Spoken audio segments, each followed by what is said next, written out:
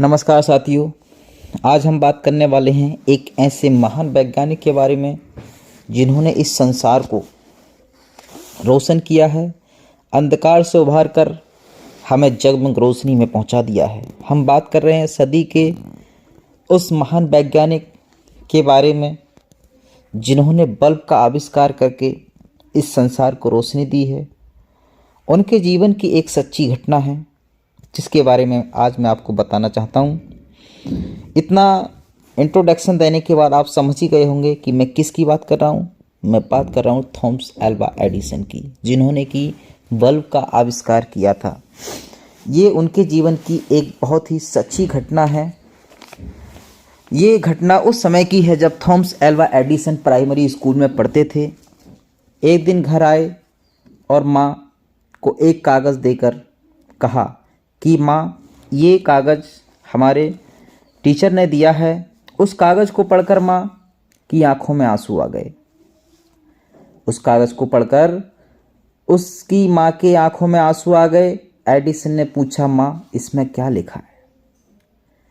उस समय एडिसन उन लाइनों को जो उस कागज़ में लिखी थी पढ़ने में सक्षम नहीं थे।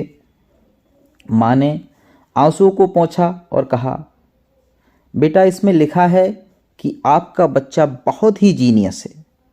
बेटा, इसमें लिखा है कि आपका बच्चा बहुत ही जीनियस है। हमारा स्कूल छोटे स्तर का है और शिक्षक प्रशिक्षित नहीं हैं या ट्रेंड नहीं हैं। इसे आप स्वयं शिक्षा दें या अपने घर पर ही शिक्षा दें। कई वर्षों बाद जब माँ गुजर गईं, लेकिन तब तक एडिसन महान वैज्ञानिक बन चुके थे, बल्ब का आविष्कार कर चुके थे। एक दिन एडिसन को अलमारी के कोने में एक कागज़ का टुकड़ा मिला। उन्होंने उत्सुकतावश उस कागज़ को खोलकर पढ़ा। ये वही कागज़ था जो कि कभी उनके अध्यापक ने उनको घर ले जाने के लिए कहा था, अपने घर ले जाकर देने को कहा था।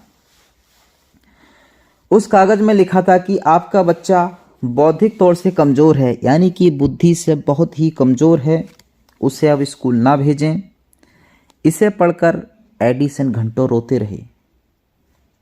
इसे पढ़कर एडिसन घंटों रोते रहे और फिर अपनी डायरी में उन्होंने लिखा कि एक महान माँ ने बौद्धिक तौर से कमज़ोर, बुद्धि से कमज़ोर बच्चे को सदी का सबसे महान वैज्ञानिक बना दिया। दरअसल में मैं सल्यूट करना चाहता हूँ उस माँ को, उसकी महान सोच को, कि जिन्होंने सदी के एक महान वैज्ञानिक को, एक ऐसे वैज्ञानिक को जिन्होंने देश को रोशन किया, संसार को रोशन किया, अंधकार से निकाल करके